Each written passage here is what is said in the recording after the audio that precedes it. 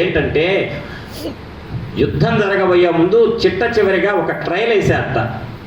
ఏమని? అంగదుడిని పంపించి రాయబారం పంపించి యుద్ధం ఆపేద్దాం, ఈ రకంగా రావణాసురుడు సీతమ్మను అప్పచెప్తాడని. ఒప్పుకోనన్నాడు రాముడు. అయిపోయింది. అదే పని వాలిని చంపే ముందు రామచంద్రమూర్తి వాలి నీకు అవకాశం ఇస్తున్నాను బార్గెయిన్ చేసి ఏమైనా చంపకుండా ఆపలేదు. ఎందుకు ఆపలేదు? అంగదుడిని పంపిస్తే అంగదుడిని ఆ రాయబారం విఫలమైంది. సరే, వాలిని చంపే ముందు ఎందుకు చేయలేదంటే రావణాసురుడు చేసిన తప్పుకి వాలి చేసిన తప్పుకు చాలా తేడా ఉంది. రావణాసురుడు సీతమ్మని తీసుకెళ్ళి అక్కడ పెట్టాడు. వాడి జన్మ ఎటువంటిది? రామచంద్రమూర్తి యొక్క ఆగ్రహం వల్ల కాదు, అనుగ్రహం వల్ల. అంటే సనకసనందాది మహర్షులు శాపం పెడితే ఆ శాపవశాత్తు వచ్చిన జన్మది. నిజానికి రావణాసురుడు తర్వాత శిశుపాలుడు, ఆ తర్వాత ఆయన వైకుంఠంలో జయ విజయులుగా వెళ్ళాలి. అటువంటి వాడు ఏం చేశాడు అంటే సీతమ్మని తెచ్చి దగ్గర పెట్టుకున్నాడు.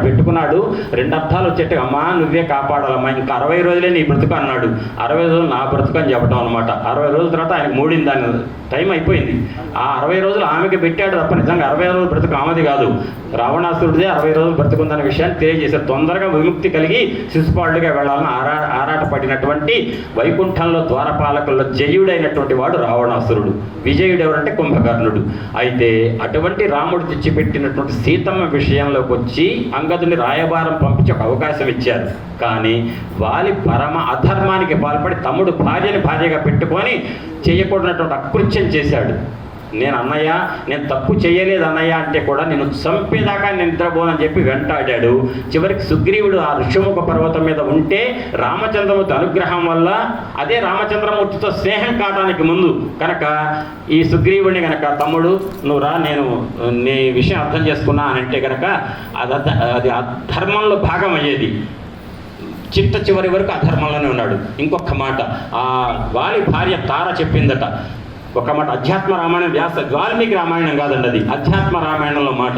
ఏం చెప్పిందంటే వాల్మీకి రామాయణంలో కూడా అదే అర్థం వస్తుంది. కిష్కింధాకాండలో ఏమన్నా అంటే రామచంద్రుడని దశరథ మహారాజు పెద్ద కొడుకు ఉన్నాడు, తమ్ముడు లక్ష్మణుడితో వచ్చాట, వాళ్ళతో స్నేహం ఏర్పడింది వాలికి, కాబట్టి అది సుగ్రీవుడికి. కాబట్టి గంట క్రితం జరిగినటువంటి యుద్ధంలో ఓడిపోయి భయపడి పారిపోయినటువంటి నా మరిది మళ్ళీ నీతో యుద్ధానికి వస్తున్నాడు అంటే ఆయనకి ఏదో అండ దొరికింది. ఆ అండ ఎవరో కాదు, రాముడే. అంటే రాముడు వస్తే రాముడి సంగతి తెలుస్తా అన్నట్ట. ఇంకా ఆయనకి ఏం రాయబారం పంపిస్తారండి? అంటే అధర్మానికి ఒడిగట్టి అధర్మం మీదనే ఉంటున్నా, నేను మారను అని అంటున్నాడు. ఈరోజు ప్రపంచంలో కూడా పశ్చిమాసియాలో కూడా ఒక దుర్మార్గ తీవ్రవాదిని చంపితే మాకు ఏది జాతి పితని చంపారు అంటున్నారు. ధర్మానికి ఒడిగట్టే వాళ్ళకి ఎవరికైనా అన్యాయం జరిగితే దాన్ని మనం బాధపడచ్చు. అధర్మమే వాళ్ళ జీవిత ధ్యేయంగా పెట్టుకున్న వాళ్ళకి నిష్కృతి లేదు. కాబట్టి ఆ రకంగా వాలి యొక్క వధకి అక్కడ రావణాసురుడి మీద యుద్ధం ప్రకటించి అంగదుడి యొక్క రాయబారాన్ని తిరస్కరించడానికి చాలా తేడా ఉంది. అధర్మానికి పూర్తిగా పాల్పడ్డాడు కాబట్టి వాలికి రాయబారం కానీ అవకాశం కానీ ఇవ్వలేదు. కాబట్టి రామాయణంలో మనం ఎత్తి చూపించడానికి అధర్మం అంటూ ఎక్కడా లేదు. మొత్తం పూర్తిగా ధర్మంతో కూడుకున్నటువంటి రామో విగ్రహవాన్ ధర్మ మొత్తం పరచబడింది, మొత్తం ధర్మమే, అధర్మం ఎక్కడా లేదు. అధర్మం ఖండించబడటం, చెండాడబడటం జరిగింది. అటువంటి రామాయణంలోని తలమానికం ఏమన్నారండి ఆయన్ని? రామాయణ మహామాల రత్నం వందే అనిలాత్మజం. ఆంజనేయుడు రామాయణం పెద్ద మాలట. అందులో ఎవరండి ఆంజనేయుడు? కొలికి పూస. ప్రతి వాళ్ళు లాకెట్ పెట్టుకుంటారుగా, ఆ లాకెట్ లాంటిది. ఆ లాకెట్ అట. పొరపాటున లాకెట్ ఎట్టొచ్చింది అనుకోండి, ఎవరన్నా ఇటు చూసి బాగుంది అనుకుంటారా? మళ్ళీ ఇట్ట అంటారు. అంటే లాకెట్ ఎక్కడ తెచ్చుకుంటారు? ఇక్కడ తెచ్చుకుంటారు. ఇక్కడ ఉండేది ఏంటి? హృదయం.